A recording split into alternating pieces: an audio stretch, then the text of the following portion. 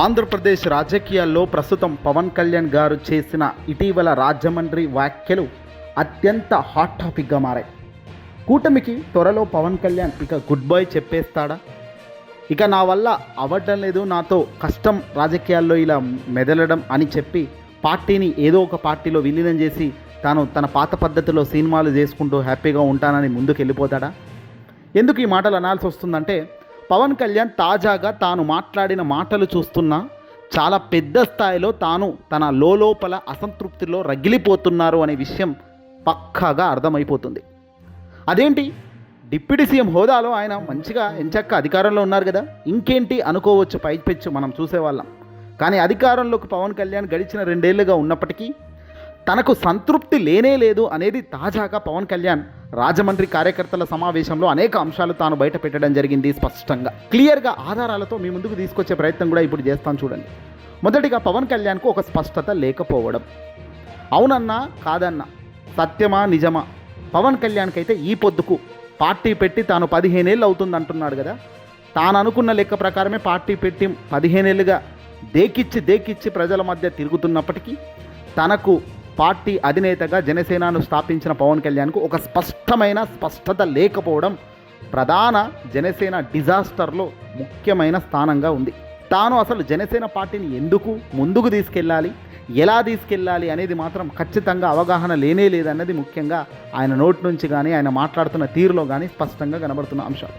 ఇక్కడ చంద్రబాబు గారిని చూసినా, జగన్మోహన్ రెడ్డి గారిని చూసినా వాళ్ళు అసలు వాళ్ళ పొలిటికల్ కెరియర్ను ఎందుకు నడుపుతున్నారు, ఎందుకు రాజకీయాలు చేస్తున్నారు అనేది ఒక మంచో చెడో ఓ క్లారిటీ ఉంది వాళ్ళిద్దరికి. ఇక్కడ జనసేన అధినేత పవన్ కళ్యాణ్ గారికి ఆ క్లారిటీ లేకపోవడం అతిపెద్ద డిజాస్టర్కు పరాకాష్ఠగా చెప్పవచ్చు. ఇక పార్టీ పెట్టి 15 ఏళ్ళు అవుతున్నప్పటికీ తాను ఇంకా ఏం కావాలో తెలియని ప్రయత్నంలో నిలబడి ఉండటం అంటే ముమ్మాటికి అది తప్పు పాలకుడిదే అవుతుంది తప్ప ప్రజలది కాదు, కార్యకర్తలది కాదు, క్యాస్ట్కి సంబంధించిన కులానికి సంబంధించిన వ్యక్తులది కాదు. పదే పదే పవన్ కళ్యాణ్ కూడా సంబంధం లేని మాటలు మాట్లాడుతుంటాడు. ఫర్ ఎగ్జాంపుల్ రాజమండ్రిలో కార్యకర్తలకు సంబంధించిన సమావేశం అనే ప్రోగ్రాం హెడ్లైన్ పెట్టుకున్నాడు. అంటే ఇక్కడ కార్యకర్తలకు దశ ఒక నిర్దిష్టమైన రూపురేఖలు ఇవ్వాలి. వాళ్ళు ఏం చేయాలి, ఏం తప్పులు చేస్తున్నారు, మీరు ఇలా చేయకండి, ఇలా చేయాలి అని చెప్పాలి. కానీ ఇక్కడ పవన్ కళ్యాణ్ ఏదో పనికిమాలిన చరిత్ర మొత్తం తవ్వుతూ ఉంటాడు. 15 ఏళ్ళు పార్టీ పెట్టి నేనేం కాలేకపోయాను, పక్క రాష్ట్రంలో ఎంచక్క ఫ్లెక్సీలు పెట్టుకొని ఎంచక్క సీఎం అయిపోయారు, నాకు అసూయ కలుగుతుంది తమిళనాడు ముఖ్యమంత్రి విజయ్ గారిని చూస్తుంటే అంటూ ఇండైరెక్ట్గా పవన్ కళ్యాణ్ తన అసలు వక్రీకరణ బుద్ధిని బయటపెట్టాడు. అసలు ఒక వ్యక్తిని చూసి అసూయ కలుగుతుందని, గొప్ప స్థాయిలో ఉన్నాను అని ఫీల్ అవుతున్న వ్యక్తి మాటల నుంచి బయటకు వస్తే దాని అర్థం ఏమిటి అంటే ఈగో, అహంకారం నడిపిస్తున్నాయి ఆ మనిషిని అనేది తెలుసుకోవచ్చు. అహంకారానికి పోయినా ఈగోకు పోయినా సమస్యలు ఎప్పటికీ కూడా మనం నిరంతరం సమస్యల్లో పడిపోతుంటాం. ఆ అహంకారం ఒక పదాకులు కసితో 10 మందికి మేలు చేసేదానికి ఉండాలి, కానీ వ్యక్తిగత లాభం కోసం ఈరోజు చంద్రబాబుతో జతగట్టిన పవన్ కళ్యాణ్ అనేది అనక తప్పని పరిస్థితి వస్తుంది.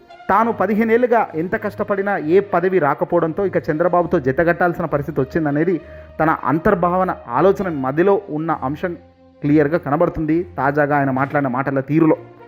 చంద్రబాబుకు భజన చేస్తూ 2024లో అధికారంలోకి వచ్చారు, డిప్యూటీ సీఎం అయ్యారు, సంతోషం. కానీ ఈ అధికారాన్ని వాడుకొని ఈ అధికారంలో ఉన్న అధికారులతో అప్రమత్తమై తన పార్టీ క్యాడర్ను ఎంతో స్ట్రెంత్ చేసుకోవాల్సిన వెసులుబాటు అవకాశం ఉంది. కానీ ఈ పని పవన్ చేస్తున్నాడా? జనసేన క్యాడర్లో వస్తున్న అసంతృప్తికి గల కారణాలేంటి, వాళ్ళను సంతృప్తి పరిచే అంశాలేంటి అనేది బేరేజ్ వేసుకొని ఎక్కడికక్కడ మీటింగ్లు పెట్టుకొని ఆన్లైన్ ఆఫ్లైన్ పద్ధతిలో పూర్తి స్థాయిలో కమ్యూనికేట్ చేస్తూ ఒక్క అధినేత సింగిల్ ఎజెండాతో ప్రజలందరినీ ఏకతాటిపైకి తీసుకొస్తూ తన సొంత కార్యకర్తలకు భరోసా నమ్మకం ఇచ్చే ప్రయత్నం చేస్తే జనసేన బలపడక ఇంకేమవుతుంది? కానీ ఇక్కడ ఏ పొద్దు పవన్ కళ్యాణ్ ఈ ప్రయత్నాలు ఏమీ చెయ్యరు. పెట్టిన పేరు మీటింగ్లకు ఒకటైతే తాను చేసే వ్యాఖ్యలకు సంబంధమే ఉండని వ్యాఖ్యలు అనేక సందర్భాల్లో మనం చెప్పుకున్నాం, చూసాం. ఈసారి కూడా అదే మాదిరిగా పాత చింతకాయ పచ్చడ రుబ్బినట్టుగా పాత విషయాలను తవ్వడం, ముఖ్యమంత్రిగా తాను ఎప్పటికీ అవ్వలేను అన్న అసంతృప్తి, చంద్రబాబుతో జై కొట్టలేని పరిస్థితి. ఇప్పుడు చంద్రబాబుతో విభేదిస్తే అదేంటి మీరు బాబు గారిని అప్పుడు విభేదించారు, ఇప్పుడు కలిశారు, మళ్ళీ ఇప్పుడు విభేదిస్తున్నారు అని తిరుగుతారు. చంద్రబాబు గారు చేస్తున్న తప్పులను తప్పు అనేదానికి మనసు ఒప్పుకోక దాన్ని రంగరించే ప్రయత్నాలు. ఇటీవల చంద్రబాబు గారు 3 కంటే 30,000, 4 కంటే 40,000 అని పిల్లలకు కనండి ఆఫర్లు ఇచ్చారు. ఇది పవన్ కళ్యాణ్కు నచ్చలేదన్నది తన మాటల్లో స్పష్టంగా కనబడుతుంది. కానీ దాన్ని కవర్ చేస్తూ చంద్రబాబు గారిని ఏం అనరాదు కాబట్టి తనను డైవర్ట్ చేస్తూ ఏదో మాట్లాడుతున్నారు. ఒక వ్యక్తి తన అసంతృప్తిని లోపట పెట్టుకొని బయట ప్రపంచానికి తెలియదు అనుకుంటే ఎలా? మన హావభావాలు, మన లోపటున్న అసంతృప్తి, రగిలిపోతున్న మన మనసు, ఆవేదన ప్రజలకు కంటి ముందు కనబడదా ఈ వ్యాఖ్యలతో? ఒకరోజు వస్తాడు మైకు పట్టుకొని, ఇక సీఎంగా నేను అర్హత సాధించాను, ఇక ముఖ్యమంత్రిగా నేను ఉంటాను, పార్టీని ఎలా నడుపుతానో చూడండి, రాష్ట్రాన్ని ఎక్కడ నిలబెడతానో చూడండి అని ఒక పూట అంటాడు. మరుసటి రోజు వచ్చి అసలు మనకు గ్రౌండ్ లెవెల్లో, బూత్ లెవెల్లో ఒక కమిటీ ఉందా? బూత్ లెవెల్లో రాణించే ఒక సైన్యంలో పనిచేసే ఒక వ్యవస్థ మన దగ్గర ఉందా? చంద్రబాబు గారి దగ్గర ఉంది. తెలుగుదేశం పార్టీ గ్రౌండ్ లెవెల్లో వాళ్ళు పోలింగ్ బూత్ మేనిఫెస్టేషన్ అంటే స్ట్రక్చర్ మనకు తెలుసా అంటూ పవన్ కళ్యాణ్ ఈ రకంగా మాట్లాడాడు. మరి పొలిటికల్ పార్టీ పెట్టి ఎదుగుతున్న చంద్రబాబు పక్కన నిలబడ్డ నువ్వు మన పార్టీని పెట్టి దాన్ని నడిపేందుకు ఎందుకు? అదే పార్టీని తీసుకెళ్ళి ఏదో ఇతర అతిపెద్ద గొప్ప పార్టీలో విలీనం చేసి ఆ పార్టీలోకి చేకొట్టుకుంటూ ఉంటే సరిపోతుంది కదా. దానికి మనం పార్టీ అనే స్ట్రక్చర్ బిల్డ్ చేయడం, కార్యకర్తలుగా వాళ్ళ లైఫ్లను ఖరాబ్ చేయడం. వాళ్ళు పొద్దున పోలీస్ స్టేషన్లో ఆ రోజు జగన్మోహన్ రెడ్డి గారు వైఎస్ఆర్సీపీ పార్టీలో ఉన్నప్పుడు అపోజిట్లో ఉన్నది ఈ కార్యకర్తలే, ఈరోజు అధికారంలో ఉన్నది పేరుకి చంద్రబాబు నాయుడు గారితో అధికారంలో ఉన్నప్పటికీ తెలుగుదేశం పార్టీ వాళ్ళ అధికారమే నడుస్తున్నప్పుడు మరి జనసేన వ్యక్తులం మనం ఉండి ఏం లాభం అనేది అసంతృప్తి రగిలిపోతుంది. వెరసి రెండు దిక్కుల పాముల నలిగిపోతున్న వ్యక్తిగా పవన్ కళ్యాణ్ నిలబడి ఉండడం అత్యంత బాధాకరమైన విషయం, అత్యంత దారుణమైన విషయం.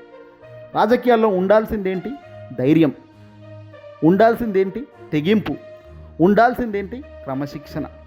ఇవి లేనప్పుడు అసలు పార్టీని పెట్టడం కానీ నడపడం కానీ చేయకూడదు.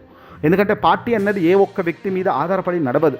అది కోట్ల మంది ఏకతాటిపైకి వచ్చి ఒక సిద్ధాంత ప్రకారం ముందుకు పోగలిగితేనే గ్రౌండ్ లెవెల్లో సక్సెస్ అవుతారు.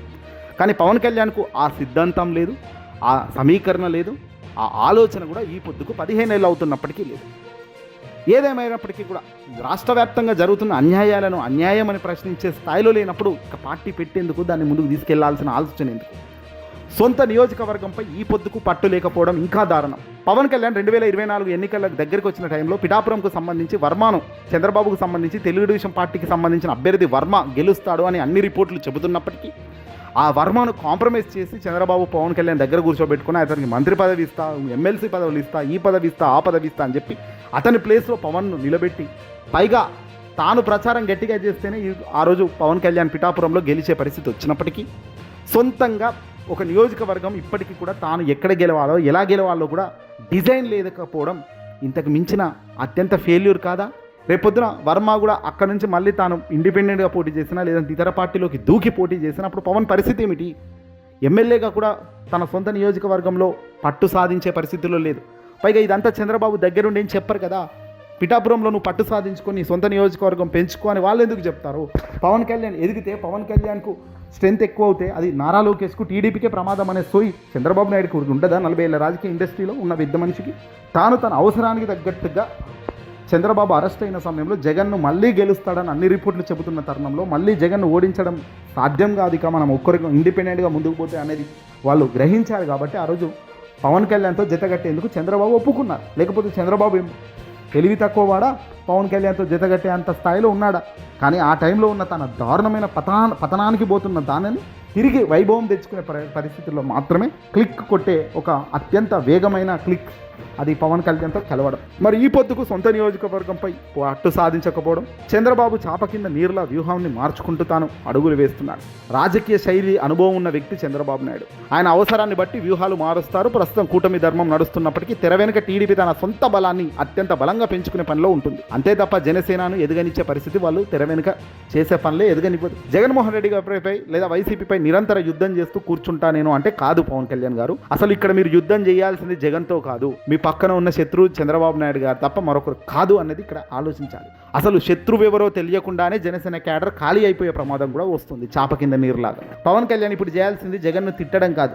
కూటమి ప్రభుత్వంలో జనసేన తరపున గెలిచిన 21 మంది ఎమ్మెల్యేల నియోజకవర్గాల్లో టీడీపీ ఆధిపత్యం లేకుండా చూసుకోవడం, అలాగే తన క్యాడర్ కార్యకర్తలు ప్రభుత్వాలు పెద్దల ద్వారా నామినేటెడ్ పోస్టుల ద్వారా ఆర్థికంగా రాజకీయంగా సెటిల్ చేసి వాళ్ళని కాపాడుకోవాలి.